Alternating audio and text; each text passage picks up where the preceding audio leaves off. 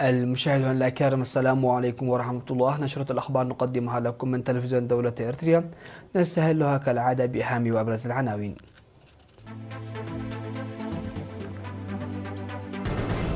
تنظيم عرض فني للمعاقين في ساحة الفاتح من سبتمبر. اختتام فعاليات مهرجان طلاب الكليات 12.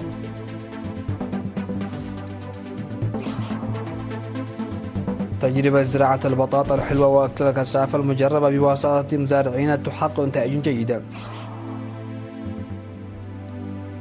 الرئيسان الإماراتي والأمريكي يبحثان عن العلاقات الاستراتيجية بين البلدين.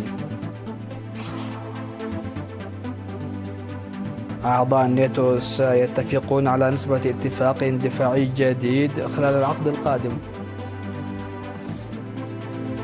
وبدأ اجتماعات وزراء تجارة أيبك بين كوريا الجنوبية وأمريكا.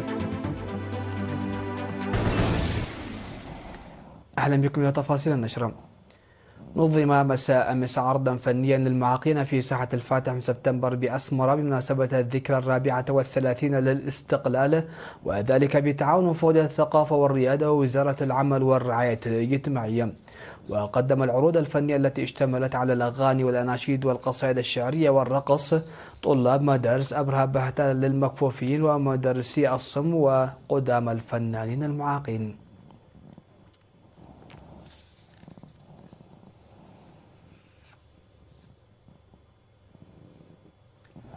أحيت البلاد في 17 من مايو في أسمر الأسبوع العالمي للسلامة المرورية تحت شعار ضمان طريق المشاة والدراجات. وأوضح المدير العام بالإنابة لقسم الصحة العامة في وزارة الصحة الدكتور عند برهان تسفاسيون أن الأمم المتحدة قررت الاحتفال بالأسبوع العالمي للسلامة المرورية في الفترة من 12 إلى 18 من مايو بهدف ضمان استخدام الطرق الآمنة. وقال إن نحو 1.2 مليون شخص يموتون سنويا بسبب حوادث المرور في جميع أنحاء العالم، أكثر من النصف من المشاة وراكبي الدراجات الهوائية والنارية، مضيفا أن ما بين 20 و 50 مليون شخص يعانون من إصابات جسدية ومستويات مختلفة من الإعاقة. وذكر مدير قسم السلامة والرقابة في وزارة النقل والاتصالات السيد بياني تسفى مريم أن الحملات السنوية وأنشطة الرقابة تجري بالتعاون مع شركاء لضمان السلامة على الطرق.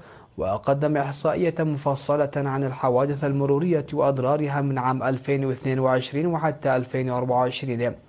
وأشار النقيب برهان زكرياس من مكتب العلاقات العامة في شرطة إريتريا أشار إلى مصرع 134 مواطن في عام 2024 وإصابة 614 بجروح خطيرة و1232 بجروح طفيفة في 3782 حادثا مروريا على مستوى البلاد، وكذلك إلحاق أضرار بقيمة أكثر من 37 مليون نغفة في الممتلكات. ومقارنة بعام 2023 فإن الحوادث زادت بنسبة أكثر من 7%، داعيا جميع الجهات المعنية عامة والأسر خاصة إلى عقد مناقشات حول سلامة المرور. وتم في الختام توزيع الجوائز على الفائزين في مسابقة المعلومات العامة التي نظمت بهذه المناسبة. اختتمت اليوم فعاليات مهرجان طلاب الكليات 12 الذي افتتح يوم 15 من مايو في كلية ماي نفع للعلوم تحت شعار مهنتنا لمجتمعنا. وقال السيد ميرون أبراهام رئيس اللجنة المنظمة للمهرجان 12 في المناسبة التي حضرها كبار المسؤولين الحكوميين والجبهة وكذلك أعضاء مجتمع الكليات إن المهرجان الذي استضاف أكثر من 33 مسابقة في مجالات الرياضة والمعلومات العامة والابتكار والحرف اليدوية، بالإضافة إلى الأنشطة الثقافية والفنية الساهمة في استكشاف وتحفيز اللياقة البدنية والعقلية للطلاب، وكذا إلى توريث قيم المجتمع وتعزيز القدرة التنافسية وإلهام المشاعر الوطنية. وشاد السيد ميرون بالجهود والمساعي الحثيثة التي بذلت لإخراج فعاليات المهرجان بهذه الحفاوة، مشيرا إلى أنه تم تقديمه بموارد محدودة ومشاركة كبيرة وفعالة. وفي حفل الختام تم توزيع الجوائز على الفائزين في المسابقات الأكاديمية والثقافية والفنية والرياضية على مستوى الكليات والأفراد. وقد توجت كلية إدارة الأعمال والعلوم الاجتماعية بمهرجان طلاب الكليات 12. عقد في مدينة كرن سيمينارات بمناسبة الذكرى 34 لاستقلال إريتريا للعمال وأفراد الجيش والشعب والطلاب بعنوان استثنائية حرية إريتريا. وأوضح مسؤول الشؤون الخارجية في الاتحاد الوطني للشباب والطلبة سيد دانيال إياسو في السيمينارات التي عقدت يومي 15 و16 من مايو استثنائية حرية إريتريا في الوطنية والمجتمع الوطني من جهة، والمؤامرات والعدائيات الخارجية وتصدي الشعب والحكومة الإريترية من جهة أخرى. وقال إن الاستقلال يعني الاعتماد على الذات جسديا وعاطفيا واجتماعيا وسياسيا واقتصاديا وفكريا، في حين أن الحرية تعني التحرر من القيود التي يفرضها الاستعمار الأجنبي، بالإضافة إلى الحقوق السيادية الحقيقية لبلد ذو جسم سياسي.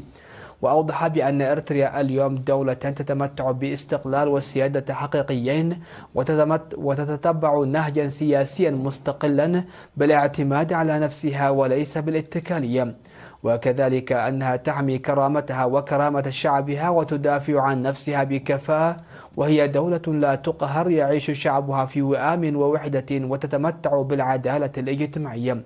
وأكد على ضرورة عمل جميع المواطنين عامة والشباب خاصة بشكل أكبر لضمان الرخاء والسلام الدائمين ليمتلكوا تاريخهم ومستقبلهم. من جانبهم دعا المشاركون إلى استمرارية مثل هذه السيمينارات لما لها من دور رائد في رفع مستوى المعرفة والوعي. قال خبراء ومزارعون أن تجربة زراعة البطاطا الحلوة والكسافة المجربة بواسطة منمي البساتين النموذجيين في مديرية بارنتو أسفرت عن نتائج جيدة.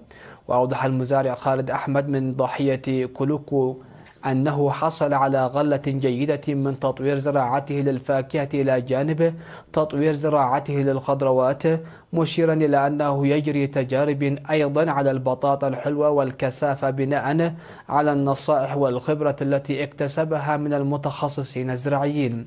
وقال إنه تمكن من الحصول على ما يصل إلى 28 كيلوغراما من الكسافة من نبات واحد، وما يصل إلى 5 كيلوغرامات من البطاطا الحلوة من جذر واحد. وأضاف أنه بفضل جهوده المتواصلة تم تعريف السكان المحليين بمنتجات البطاطا الحلوة والكسافة. وقال رئيس مكتب الزراعة السيد موسى بهتا وخبير الحفاظ على التربة والمياه المهندس زيكا الفيوم إن قلة من بين أكثر من 100 بستاني في المديرية يجربون بنجاح منتجات محدودة، وقد أثبتت البطاطس والكسافة فعاليتها الكبيرة، فيما كانت تجربة المزارع النموذجي خالد أحمد مع البطاطا الحلوة والكسافة على مساحة 2.5 هكتار من الأرض فعالة للغاية. وقد حثت خبيرة تنمية الخضروات والفواكه السيدة سيجي تخلاي منمي البساتين على اتباع مبادرة المزارع النموذجي خالد أحمد لزراعة البطاطا الحلوة والكسافة لما لها من فوائد اقتصادية وغذائية. وذكرت النساء العاملات في مجال تطوير الري إن التطور المتزايد في مجال البستنة مع الدعم المهني شجعهن على الانخراط في نفس القطاع.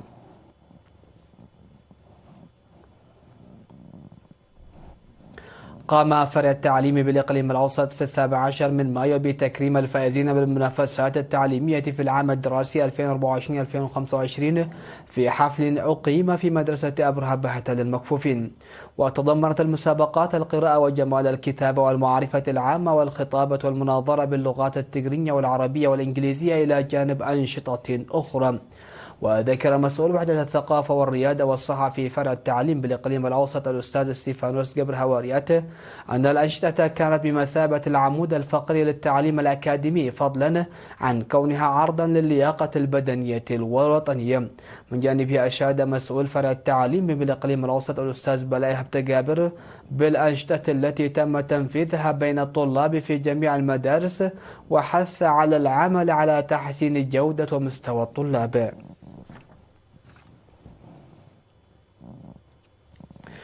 مشاهدينا فاصل قصير ومن ثم نعود لنوافيكم بالأنباء على السيد العالمي. تفضلوا بالبقاء معنا.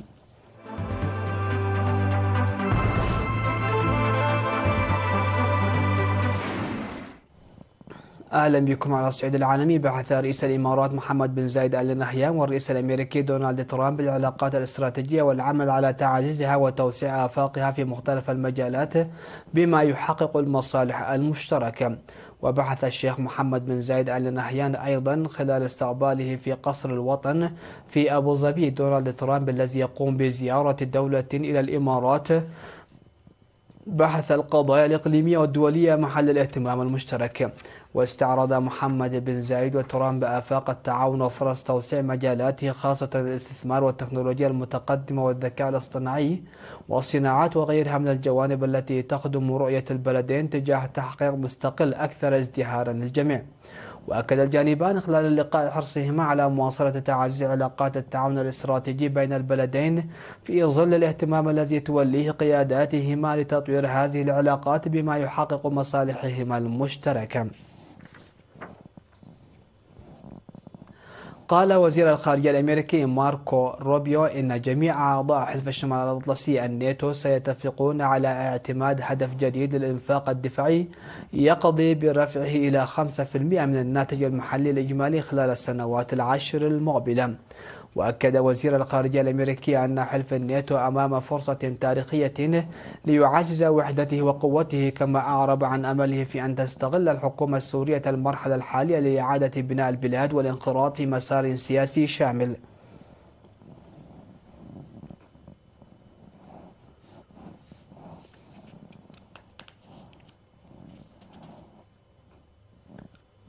بدأت اجتماعات وزراء التجارة في منتدى التعاون الاقتصادي لدول آسيا والمحيط الهادي أبيك بين وزير التجارة الكوري الجنوبي آن دوك جيون والممثل التجاري الأمريكي جيميسون جرير. ومن المتوقع أن يناقش الجانبان في الاجتماعات التي تستمر يومين تدابير متابعة المشاورات رفيعة المستوى التي عقدت الشهر الماضي في واشنطن. واتفق الجانبان في المحادثات التجارية التي بدأت أبريل الماضي على صياغة صفقة حزمة شاملة، وذلك بشأن الرسوم الأمريكية الجديدة وقضايا التعاون الاقتصادي بحلول يوليو عندما تنتهي فترة إيقاف تنفيذ الرسوم المتبادلة التي فرضها الرئيس الأمريكي دونالد ترامب لمدة 90 يوما للسماح بالمفاوضات. ويتطلع المراقبون إلى إمكانية عقد اجتماع بين الممثل التجاري الأمريكي والممثل التجاري الجديد للصين لي تشيانغانغ على هامش الاجتماع في غيوغيو. ويحضر الاجتماع وزراء التجارة من 21 اقتصادا عضوا في منتدى التعاون الاقتصادي لدول آسيا والمحيط الهادي، بما في ذلك الولايات المتحدة والصين وكبار المسؤولين في منظمة التجارة العالمية ومنظمة التعاون الاقتصادي والتنموي. أعلنت الشرطة الكندية أن الشخصين لقيا مصرعهما في حريق غابات كبير في وسط البلاد، حيث أجج الجفاف في بداية موسم الحريق. وقالت متحدثة باسم الشرطة إن امرأة ورجلا حاصرهما الحريق أثناء وجودهما في منزلهما. وشهدت كندا في السنوات الأخيرة حرائق ضخمة، لكن غالبا ما تكون هذه الحرائق في مناطق نائية ونادرا ما تتسبب بسقوط ضحايا. مشاهدينا، نختم هذه النشرة بأهم ما جاء فيها. تنظيم عرض فني للمعاقين في ساحة الفاتح من سبتمبر. اختتام فعاليات مهرجان طلاب الكليات 12.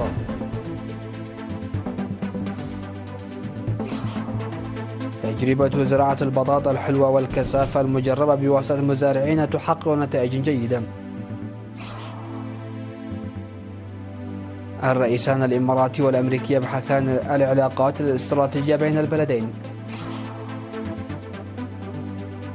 أعضاء الناتو سيتفقون على نسبة إنفاق دفاعي جديد خلال العقد القائم. وبدأ اجتماعات وزراء تجارة أبيك بين كوريا الجنوبية وأمريكا. سادتي سيدات، هكذا نكون قد وصلنا وإياكم إلى نهاية نشرة هذا المساء. هذه تحيات وتحيات الفريق العامل، ودمتم في أمان الله.